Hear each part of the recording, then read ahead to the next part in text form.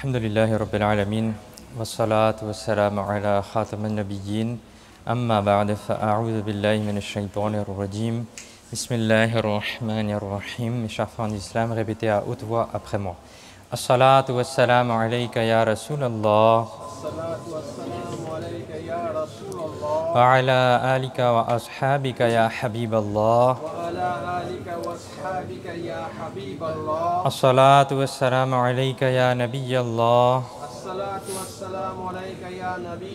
wa ala alika wa ashabika ya Nurallah. Nawaitu sunnat al-i'tikaf. J'ai fait l'intention de la retraite spirituelle surrogatoire en étant dans la mosquée. Mes chers frères en islam, il y a beaucoup de bienfaits à réciter la salat ala nabi, c'est-à-dire le durud sharif sur le bien-aimé prophète sallallahu ta'ala alayhi wa sallam. Il est rapporté dans un hadith que le dernier prophète d'Allah sallallahu ta'ala alayhi wa sallam a dit: certes, Allah a établi un ange auprès de ma tombe. Allah Azza wa Jal a établi un ange auprès de ma tombe, à qui il a donné la capacité d'entendre toutes les voix des créatures. Lorsque quelqu'un récite la salat, le durud sharif, sur moi, cet ange me présente son nom ainsi que celui de son père et dit: un tel, fils de un tel, a récité la salat, a récité le durud sur vous à ce moment. Subhanallah. Regardons mes chers frères combien cette ibada, cette récitation de durud sharif, de salat ala nabi, elle est importante et elle est grande, alhamdulillah. Quel bonheur pour celui qui récite le durud sharif, la salat ala nabi, le vendredi en particulier. Son nom ainsi que celui de son père sont présentés dans la cour de celui qui va faire notre shafa'a le jour du jugement, incha'Allah. Celui qui va intercéder pour nous le jour du jugement. Ici, écoutons donc une chose très précieuse et profonde. L'ange présent à la tombe sacrée a reçu un tel pouvoir d'écoute que dans le bas monde, même si des millions de personnes récitent en même temps, alors, malgré cela, il entend la voix même la plus basse qui soit à n'importe quel coin du monde. Et reconnaît leur nom, et connaît le nom de leur père. Si tel est le pouvoir d'écoute de celui qui est au service du bien-aimé prophète sallallahu ta'ala alayhi wa sallam, alors que dire de la grandeur, des attributs et de l'autorité de notre bien-aimé prophète sallallahu ta'ala alayhi wa sallam. Comment ne pourrait-il pas reconnaître ses serviteurs? Et comment ne pourrait-il pas entendre les demandes des nécessiteux qui réclament à sa porte et ne leur viendrait-il pas en aide? Avec amour, avec respect et honneur pour le prophète alayhi salatu wa sallam, récitons une fois la salat, le durud sharif sur lui. Sallu ala al-habib, sallallahu ta'ala ala Muhammad, sallallahu alayhi wa sallam. Chers frères en islam, Allah Azza wa Jal dit dans le noble Coran, Surat al-Baqarah, verset 91, traduction: et lorsqu'il leur est dit, croyez en ce qu'Allah a révélé. Alors ils disent, nous ne croyons qu'à ce qui a été révélé pour nous. Et ils rejettent tout ce qui n'est pas la Torah. Alors que le Coran est aussi la vérité, venant confirmer le livre qui est avec eux. Ô bien-aimés, dis-leur, si vous étiez croyants, pourquoi donc aviez-vous auparavant rendu martyrs, shahid, les prophètes d'Allah? Chers frères en islam, la hidayah, c'est-à-dire la guidée, est un très grand bienfait, alhamdulillah. En réalité, tous les autres bienfaits ne deviennent pas de véritables bienfaits que si l'on reçoit la hidayah.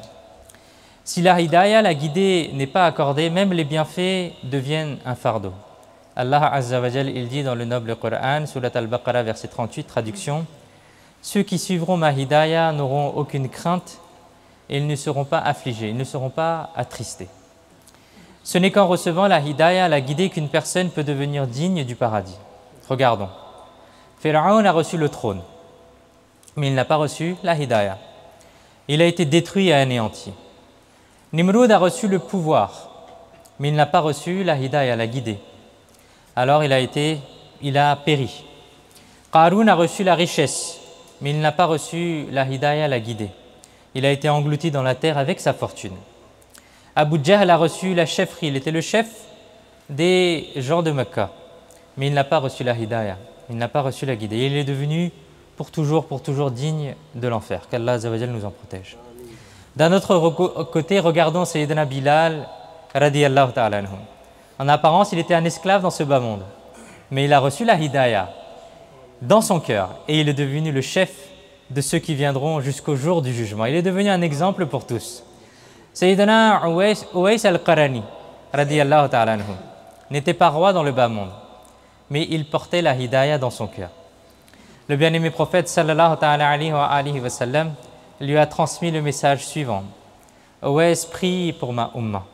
Il a atteint un rang si élevé que le bien-aimé prophète sallallahu ta'ala alayhi wa sallam lui a demandé de prier pour nous, de prier pour la umma. Lui qui était allé jusqu'à la mosquée du bien-aimé prophète sallallahu alayhi wa sallam, et sa maman lui avait ordonné, lui avait donné l'autorisation d'aller jusque-là, pour visiter le bien-aimé prophète sallallahu alayhi wa sallam. Lorsqu'il est arrivé, il a vu que le prophète sallallahu alayhi wa sallam n'était pas présent dans la mosquée. Et il s'est souvenu que sa maman lui avait dit « Tu vas visiter à la mosquée, tu rentres ». Et lorsqu'il est arrivé après un très long voyage, il n'a pas trouvé le bien-aimé prophète sallallahu alayhi wa sallam. Mais il s'est souvenu de l'ordre que lui avait donné sa maman et il a fait demi-tour. Et ensuite, lorsque le bien-aimé prophète sallallahu alayhi wa sallam a entendu cela, a appris cela, alors il lui a demandé que si quelqu'un le rencontre, alors qu'il lui demande de prier pour la umma, subhanallah. Et il a raté de peu le rang de sahaba. Il a raté de peu le rang de compagnon. Et comme il n'a pas pu rencontrer le bien-aimé prophète sallallahu alayhi wa sallam, alors il est devenu tabi'i, ce qui est quand même un très grand honneur. Bref, la véritable base, mes chers frères, c'est la hidayah, la guidée. Si l'on reçoit la hidayah, toutes les bénédictions deviennent de véritables bénédictions. Mais si la hidayah, la guidée n'est pas accordée, alors toutes les bénédictions deviennent un fardeau. Dans le hadith sacré, il est dit que l'affaire du croyant est étonnante. Si un bien l'atteint, il en tire une récompense. Si un mal l'atteint, il en tire aussi une récompense. Et cela ne s'applique qu'aux croyants, à nul autre, rapporté dans Muslim. C'est-à-dire si la hidayah, la guidée se trouve dans le cœur, alors même si une épine pique quelqu'un, cela est une faveur du point de vue de l'au-delà pour lui, car il en reçoit une récompense. Mais si la hidayah n'habite pas dans son cœur, alors même si quelqu'un boit de l'eau dans un verre en or, ce verre en or devient pour lui une source d'épreuve. La question est la suivante. Pourquoi une personne demeure-t-elle privée de la hidayah? Plusieurs raisons, et on l'évoque régulièrement, plusieurs raisons il y a pour cela. Parfois, les gens sont attachés à leurs biens matériels et cela devient un obstacle sur le chemin de la hidayah. Parfois, l'amour pour le pouvoir et le prestige constituent une entrave. Non, je veux mon poste, non, je veux l'argent. Et les gens délaissent la religion. Même si on leur fait le salam, non, ils ne vont pas répondre, non, je suis dans mon poste. Parfois, la noirceur du cœur empêche l'accès à la hidayah. Une autre cause de la privation de la hidayah apparaît dans ce verset 91 de Surat Al-Baqarah. Écoutons et comprenons d'abord ce verset sacré, puis nous écouterons les enseignements que nous pouvons en tirer. Allah Azza wa Jal, il dit « Wa idha qila lahum » et lorsqu'il leur est dit, c'est-à-dire que lorsqu'il leur a été dit à ces gens qui vivaient à Medinatul Munawwara, qu'est-ce qu'il leur a été dit? « Amanu bima anzalallah » ayez foi en ce qu'Allah a révélé. C'est-à-dire qu'Allah Azza wa Jal a révélé le Coran. Ayez foi dans ce livre. Allah Azza wa Jal a envoyé le bien-aimé prophète sallallahu alayhi wa sallam en tant que dernier prophète. Croyez en lui. Lorsque cela leur a été dit, qu'est-ce que ces personnes ont répondu? Alors ils disent, nous ne croyons qu'à ce qui a été révélé pour nous. Et ils rejettent tout ce qui n'est pas la Taura. Ceci est la raison de la privation de la hidayah, de la guidée. Ces gens ont été privés de la hidayah. Pourquoi? Parce que ce qu'on appelle la partialité, le manque d'équité, s'était installé dans leur cœur. Ils disaient, nous n'acceptons que les prophètes alayhimus salam issus des Bani Israël. Et ce que Allah Azza wa Jal a révélé aux prophètes des Bani Israël, nous ne croyons en rien d'autre. En réponse, Allah Azza wa Jal a dit, pourtant le Coran est également la vérité venant confirmer le livre qu'il possède. Voici un critère, le noble Coran nous offre en effet un principe, suivez la vérité. Ces personnes auraient dû s'abstenir de partialité, ne pas examiner à quelle famille ils appartiennent, ni s'interroger sur la religion ou le clan du bien-aimé prophète sallallahu alayhi wa sallam. Ils auraient plutôt dû se poser la question si ce qui leur était apporté était la vérité ou non, simplement. Puisque c'était bien la vérité, ils auraient dû prononcer la shahada. Mais plongés dans ce préjugé, dans cette partialité, ils se sont privés de foi. Chers frères en islam, ces personnes soutenaient qu'ils avaient foi en ce qui avait été révélé à leur prophète. En vérité, ils n'avaient même pas foi en cela, car Allah Azza wa Jal nous informe que il dit ô bien-aimés, dis-leur si vous étiez croyants, pourquoi donc aviez-vous auparavant rendu martyrs les prophètes d'Allah? C'est-à-dire que si vous affirmez vraiment avoir la foi dans les prophètes qui vous ont été envoyés, alors dites-le. Pourquoi n'avez-vous pas prononcé la shahada reconnue par ces mêmes prophètes alayhimus salam issus des Bani Israël? Pourquoi les avez-vous rendus martyrs? Sayyidina Yahya alayhi salam était de votre lignée, pourquoi l'avez-vous martyrisé? Sayyidina Zakaria alayhi salam était de votre lignée, pourquoi l'avez-vous martyrisé? Sayyidina Isa alayhi salam était également de votre lignée, pourquoi avez-vous tenté de le rendre martyr? En réalité, vous ne faites que chercher des excuses, vous brûlez de jalousie intérieure et restez la proie de ces préjugés. C'est ainsi que vous devrez priver du bienfait de la foi. Chers frères en islam, de ce verset sacré, nous apprenons deux choses. La première chose, c'est que nous devons toujours suivre la vérité. Peu importe qui dit la vérité, nous devons l'accepter. Peu importe qui dit la vérité, nous devons l'accepter. Parmi nous, il y a un comportement répandu, qui est que les gens choisissent qui suivre en fonction de l'âge, en fonction de l'apparence extérieure, en fonction du statut. Si quelqu'un de plus jeune tente de nous conseiller, nous refusons d'écouter. Mais il ne connaît rien, lui il est petit, il ne connaît pas encore la vie. Si quelqu'un se dit cela, alors ce n'est pas bien. Si une personne simplement vêtue, qui est vêtue simplement, elle essaye de nous corriger, de nous expliquer une erreur, alors on ne l'écoute pas et on dit regarde ta propre situation, regarde ton statut, quelqu'un comme toi va m'expliquer. Malheureusement, en tenant de tels propos, nous nous détournons de la vérité. Gardons bien cela à l'esprit, que nous devons suivre ce qui est juste. Il y a un hadith sacré dans Sahih al-Bukhari. Sayyidina Abu Huraira radiyallahu ta'ala rapporte que c'était le mois de Ramadan. La zakat avait été collectée. Un grand tas de grains avait été amassé. Le bien-aimé prophète sallallahu ta'ala alayhi wa sallam a confié la responsabilité de garder ce tas de grains à Sayyidina Abu Huraira radiyallahu ta'ala en disant « Oh Abu Huraira, tu t'occuperas de la garde de ces tas de grains. » Sayyidina Abu Huraira radiyallahu ta'ala dit « La nuit est tombée, je surveillais le tas de grains. Quand une personne est venue, il a pris quelque chose dans les tas de grains. Au moment où il les prenait, je l'ai attrapé. Alors là, il a commencé à me supplier et il m'a dit avec humilité « Je suis dans le besoin, j'ai des enfants à charge et j'ai un besoin pressant de cette provision, laisse-moi prendre. » Alors Sayyidina Abu Huraira radiyallahu ta'ala a dit « J'ai ressenti de la compassion, de la gentillesse pour lui et je l'ai laissé partir. » Le matin venu, le bien-aimé prophète sallallahu ta'ala alayhi wa sallam a dit « Oh Abu Huraira, qu'est-il arrivé à ton prisonnier la nuit dernière ?» Allahu Akbar. Sayyidina Abu Huraira radiyallahu ta'ala a répondu « Ya Rasulallah sallallahu ta'ala alayhi wa sallam, il m'a beaucoup supplié. Alors j'ai éprouvé de la compassion pour lui. » Alors le bien-aimé prophète sallallahu ta'ala alayhi wa sallam lui a dit « Abu Huraira, il t'a menti. Il va revenir. » Subhanallah. Regardons la connaissance et la science du bien-aimé prophète sallallahu ta'ala alayhi wa sallam. Le bien-aimé prophète sallallahu ta'ala alayhi wa sallam, avant même que Sayyidina Abu Huraira radiyallahu ta'ala ne le lui annonce, lui a déjà posé la question. C'est-à-dire que le bien-aimé prophète sallallahu ta'ala alayhi wa sallam était déjà informé de ce qu'il s'était passé et savait également qui il était. Sayyidina Abu Huraira radiyallahu ta'ala a discuté avec ce voleur mais n'a pas compris qui c'était. Alors le bien-aimé prophète sallallahu ta'ala alayhi wa sallam se trouvait dans sa maison bénie. Et vous sallallahu ta'ala alayhi wa sallam ne l'avez pas vu, n'avez pas parlé avec lui, mais saviez qui c'était et ce qui s'était passé durant la nuit. Il s'agit là d'une information dans le passé. Et le bien-aimé prophète sallallahu ta'ala alayhi wa sallam a aussi informé du futur. Il va revenir.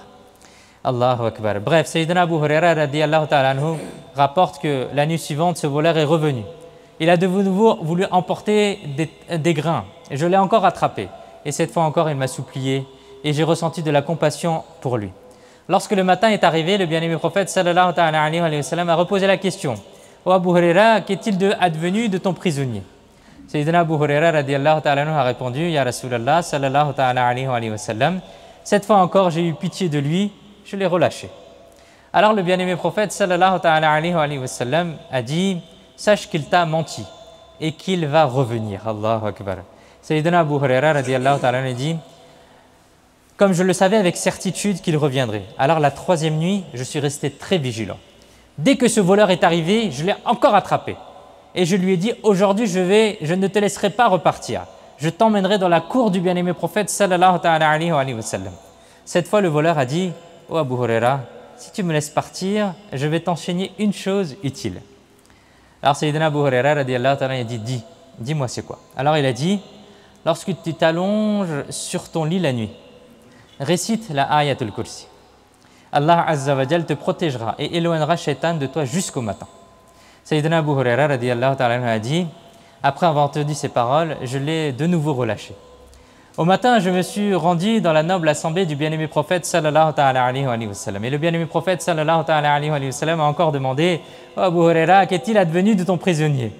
J'ai répondu « Ya Rasulallah sallallahu ta'ala alayhi wa sallam. » Il m'a expliqué un wird, un wazifa, de cette manière. Alors je l'ai relâché. Le bien-aimé prophète sallallahu ta'ala alayhi wa sallam a dit « En vérité, il t'a dit la vérité, alors qu'il est un menteur. » Oh Abu Huraira, sais-tu qui c'était ? Sayyidina Abu Huraira radiyallahu ta'ala a dit « Je ne sais pas. » Alors le bien-aimé prophète sallallahu ta'ala alayhi wa sallam a dit « C'était le shaitan. » Allahu Akbar. Chers frères en islam, regardons donc. Quelle est la morale de cette histoire? La parole était correcte. La parole était correcte. Mais elle a été prononcée par qui? Par shaitan. Allahu Akbar. Pourtant, nous l'avons accepté, nous les musulmans. Nous avons accepté sa parole. Et nous apprenons donc que si la parole est vraie, quelle que soit la personne qui la prononce, nous devons l'accepter. Par exemple, si notre fils nous invite à la prière, ne devons-nous pas accepter cette invitation? Nous devons l'accepter. Si un jeune garçon de 10 ou 15 ans nous incite à faire le bien, à faire quelque chose de bien, et s'il dit correct, alors acceptons sa parole. Si un plus jeune que nous apprend une règle islamique religieuse et qu'elle est correcte, alors acceptons-la aussi. À la maison, il arrive parfois que de petits enfants, par manque de maturité, disent quelque chose pour nous enseigner. Ce sont des enfants, ils sont sincères dans le cœur et ils s'expriment spontanément. Par exemple, nous avons expliqué à un enfant qu'il ne faut pas mentir. Et après, on va commencer à mentir devant lui. Et après, il va nous dire « Papa, qu'est-ce que tu dis? C'est toi qui m'avais dit qu'il ne faut pas mentir et toi, tu as menti. » Alors, dans ce cas, il ne faut pas gronder l'enfant, ne pas chercher d'excuses en se disant « Ouais, mais parce que ceci, parce que cela, j'ai fait cela comme ça, parce qu'il fallait le faire, etc. » Non, il faut accepter son erreur, même si ça vient d'un enfant, et se corriger et faire le istighfar de son erreur. Et il ne faut pas être comme cela, mais il faut plutôt être reconnaissant de son muhsin, de celui qui nous a donné un bienfait, qui nous a corrigé. Bref, si une parole est vraie, comme on vient de l'entendre, peu importe de quelle bouche elle sort, il est important que nous l'acceptions.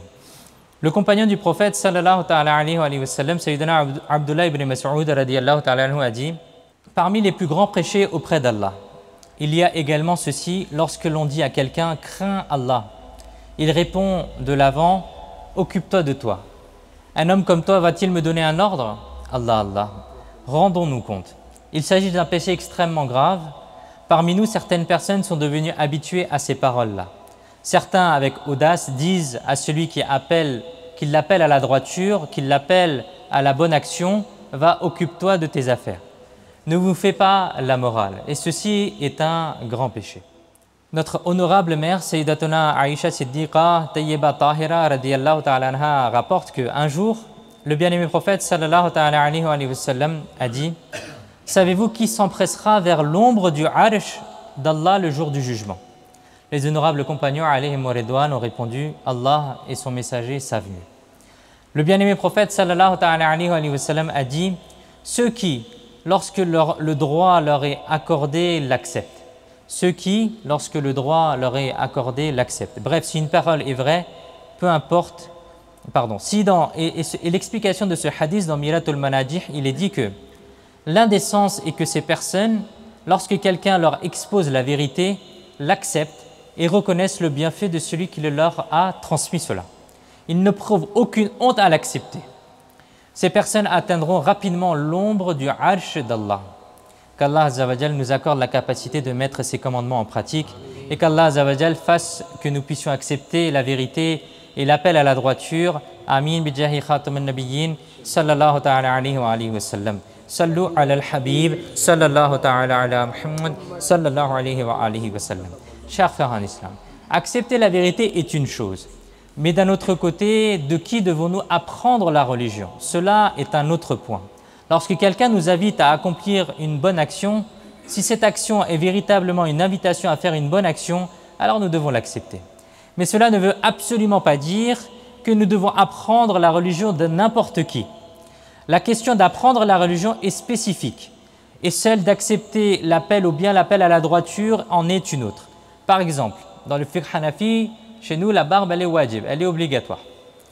Et avoir une barbe d'une longueur d'une poignée, elle est aussi wajib, elle est aussi obligatoire. Et chez nous, si quelqu'un enseigne la religion et qui n'a pas de barbe, en général, on va refuser de l'écouter. Une personne qui est, par exemple, assise parmi les femmes non mahram, qui enseigne la religion à des femmes sans aucune pudeur, sans aucun rideau, sans rien, explique le Coran et les hadiths, on ne prend pas de lui la religion. Un présentateur de télévision dont le travail c'est de présenter les émissions, n'importe quelle émission, et qui enseigne pendant un moment la religion, le mois de Ramadan il se transforme, il commence à apprendre un livre et à commencer à enseigner la religion, on n'apprend pas la religion de ce type de personne, qui n'a pas étudié la religion, qui n'a pas suivi un cursus ou qui n'a pas l'autorisation d'enseigner. Il ne faut pas apprendre la religion auprès de telles personnes. Lorsqu'il s'agit d'apprendre la religion, il est important de vérifier d'abord qui enseigne. En effet, il est rapporté dans un hadith de Muslim Sharif que certes, cette science est votre religion. Prenez donc garde à la personne de qui vous apprenez votre religion. Rapporté dans Muslim. Allah Azza wa Jal, il dit aussi dans le noble Coran, dans Surah Al-Kahf, verset 28, traduction, « Et n'y suis pas celui dont nous avons rendu le cœur inattentif à notre rappel. » Nous apprenons donc que celui dont le cœur est envahi par la rafla, par l'insouciance, celui dont le cœur est privé de lumière de la foi, qui est insensible à l'amour d'Allah, qui est indifférent à l'amour du bien-aimé prophète sallallahu ta'ala alayhi wa sallam, celui dont le cœur manque de respect envers les honorables compagnons, envers les Ahlul Bayt, celui qui néglige le respect que l'on doit envers les awliya et les savants, alors il ne nous est pas autorisé de suivre une telle personne dont un cœur est négligent, insouciant. Ainsi, même si une personne nous invite à la vertu et d'une autre catégorie sociale, nous devons répondre favorablement. Ça, c'est une chose. Mais pour ce qui est d'apprendre de la religion, alors nous devons acquérir la science qu'auprès de ceux qui sont passionnément pris d'amour pour le bien-aimé prophète sallallahu ta'ala alayhi wa sallam, qui aiment et qui respectent les honorables compagnons, la famille du bien-aimé prophète sallallahu ta'ala alayhi wa sallam, les awliya ikram, les savants, qu'Allah Azza wa Jal nous permette de mettre cela en pratique. Amin, bijahi nabi al-amin sallallahu ta'ala alayhi wa sallam. Sallu ala al-habib sallallahu ta'ala ala Muhammad sallallahu alayhi wa alihi wa sallam. Ça, c'est le premier enseignement que nous tirons de ce verset, qui est que nous devons suivre toujours la vérité. Sauf en matière de religion, on n'apprend pas la religion de n'importe qui. La deuxième chose que nous tirons comme enseignement de ce verset est que nous devons toujours nous éloigner de ce qu'on appelle le ta'assub. Le ta'assub, c'est-à-dire la partialité, le favoritisme, donner un droit à quelqu'un alors qu'il n'y a pas droit. La deuxième leçon, mes chers frères, est le ta'assub, que l'on pourrait traduire par partialité, favoritisme, injustice contre quelqu'un. C'est une maladie aussi extrêmement grave. À cause de cela, une personne peut même être privée de la richesse de la foi. Le ta'assub désigne le fait d'être borné ou aveuglé par l'attachement à un groupe, à une communauté, à une origine, à une tradition, au point de rejeter la vérité ou la justice. C'est-à-dire, le ta'assub consiste à prendre parti sans raison valable. Par exemple, si j'appartiens à une communauté ou une origine, et que l'autre est d'une autre communauté ou d'une autre origine, et que je commence à défendre bec et ongle la personne qui est de ma communauté, de mon origine, alors qu'il a tort, alors c'est cela le ta'assub, c'est cela la partialité, c'est cela le fait d'être négligent envers la justice. C'est ce que ces gens disaient aussi dans Surat Al-Baqarah, verset 91, « Nous croyons uniquement en ce qui a été révélé sur nous et nous rejetons tout ce qui n'est pas la Torah. » C'est-à-dire que les prophètes issus de notre communauté, de notre famille, nous l'acceptons et nous récitons leur shahada. Mais celui qui n'est pas de notre lignée, qui vient des Bani Ismaïl, nous ne suivrons pas ses paroles. Imaginons, le ta'assub est une chose extrêmement mauvaise. Il prive même l'être humain de la guidée, de la hidayah et de la foi. Et notre maître et bien-aimé prophète sallallahu ta'ala alayhi wa sallam avait pour noble habitude de réciter le Coran la nuit à haute voix, dans votre maison bénie. Et cette pratique bénie faisait également partie de votre vie à Makkah al-Mukarrama, avant la hijra. Et un soir, Abu Jahl, le chef des malheureux, s'est approché discrètement de la maison et s'est caché pour écouter ce que le bien-aimé prophète sallallahu ta'ala alayhi wa sallam récitait. Au matin, il est reparti chez lui. Et la nuit suivante, Abu Jahl est revenu. Il a réécouté le Coran par la parole, par la bouche bénie du bien-aimé prophète sallallahu ta'ala alayhi wa sallam. Imaginons un peu la parole d'Allah récitée par le bien-aimé prophète sallallahu ta'ala alayhi wa sallam. Mais Abu Jahl écoute la récitation toute la nuit, sans même se rendre compte de l'aube qui approche. Puis à l'apparition de la lumière du matin, il se lève et rentre. Puis la troisième nuit aussi, il fait pareil. Et pendant 3 nuits consécutives, ce malheureux a fait cela. Et la troisième nuit, quelqu'un lui a demandé à Abu Jahl, depuis 3 nuits tu écoutes la parole sacrée, quelle est ton opinion à ce sujet? Maintenant, écoutons sa réponse basée sur le ta'assub, sur la partialité. Il a répondu en ce qui concerne l'honneur et la dignité. Dès le début, nous nous sommes toujours livrés à un affrontement avec les Banu Abd al-Manaf, c'est-à-dire la tribu du bien-aimé prophète sallallahu ta'ala alayhi wa sallam. Et c'est une branche des Quraysh. Et Abu Jahl, il dit en fait que nous avons toujours été en rivalité avec cette famille-là. Lorsqu'ils ont été généreux, on a essayé d'être généreux. Lorsqu'ils étaient bons, on a essayé d'être bons. Lorsqu'ils ont fait des bonnes actions, on a essayé de faire des bonnes actions. Mais maintenant, il est question de la prophétie qui est venue dans leur famille. Et là, Abu Jahl n'a pas accepté cela, qu'il surpasse sa propre famille. C'est cela le ta'assub, refuser la vérité, refuser la hidayah, refuser des paroles vraies, alors que cela est une fierté pour la personne, parce que cela est une fierté pour la personne, parce qu'elle veut défendre sa famille, elle veut défendre son origine, elle veut défendre son clan. Chers frères en islam, il est regrettable que le ta'assub soit également présent parmi nous. Certains, dans une position dans la société, considèrent les autres comme inférieurs. D'autres, issus d'une certaine communauté ou origine, éprouvent de la haine envers d'autres communautés ou origines. Qu'Allah Azza wa Jal nous protège de cela. Le bien-aimé prophète sallallahu ta'ala alayhi wa sallam a dit « N'est pas des nôtres celui qui appelle à l'esprit du clan. N'est pas des nôtres celui qui combat pour l'esprit du clan. Et n'est pas des nôtres celui qui meurt dans l'esprit de clan. » Chers frères en islam, nous sommes répartis en familles, nous sommes répartis en tribus. Pourquoi cela? Allah Azza wa Jal, il dit dans Surat Al-Hujurat, verset 13, « Ô gens, nous vous avons créé d'un homme et d'une femme, et nous avons fait de vous des nations et des tribus afin que vous vous reconnaissiez les uns les autres. » C'est simplement une identification pour se reconnaître les uns les autres. Mais cela ne doit pas aller au-delà de défendre cela ou de cela pour éviter la vérité. Et comme cela, il y a beaucoup d'exemples où il est dit que certaines personnes sont fières de leur tribu, de leur origine, etc. Cela n'est pas bon. On est tous des frères. Allah Azza wa Jal, il dit « Innal mu'minuna al-ikhwa » Seuls les musulmans sont frères. Si on est d'une origine ou d'une autre, il ne faut pas que l'on considère l'autre comme moins bien que nous. Peut-être auprès d'Allah, il est plus accepté que nous. Qui le sait? Sallu ala al-habib, sallallahu ta'ala ala Muhammad, sallallahu alayhi wa alihi wa sallam. Pour conclure ce discours, on va essayer d'apprendre une règle religieuse qui est plutôt importante parce qu'aujourd'hui, c'est malheureusement quelque chose où les gens ne font pas attention. La règle est la suivante. Porter ou faire porter un vêtement où il y a un dessin animé représentant un être vivant est illicite et cela constitue un péché. Écoutez bien, de nos jours, il arrive que les gens fassent porter aux enfants des vêtements comportant des dessins animés avec des personnages et les enfants eux-mêmes apprécient cela. Habiller des enfants avec des habits sur lesquels figurent des dessins animés représentant des êtres vivants revient au même que d'y apposer l'image d'un être doté de vie.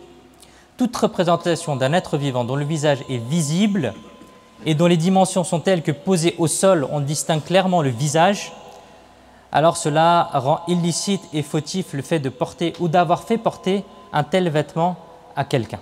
Donc il faut éviter d'acheter des vêtements sur lesquels il y a des images avec des visages de personnes. Les visages de personnes, ce n'est pas autorisé. Tellement grand que si on le pose par terre, on distingue clairement le visage, alors cela constitue un péché pour la personne qui le porte ou celui qui le fait porter à ses enfants.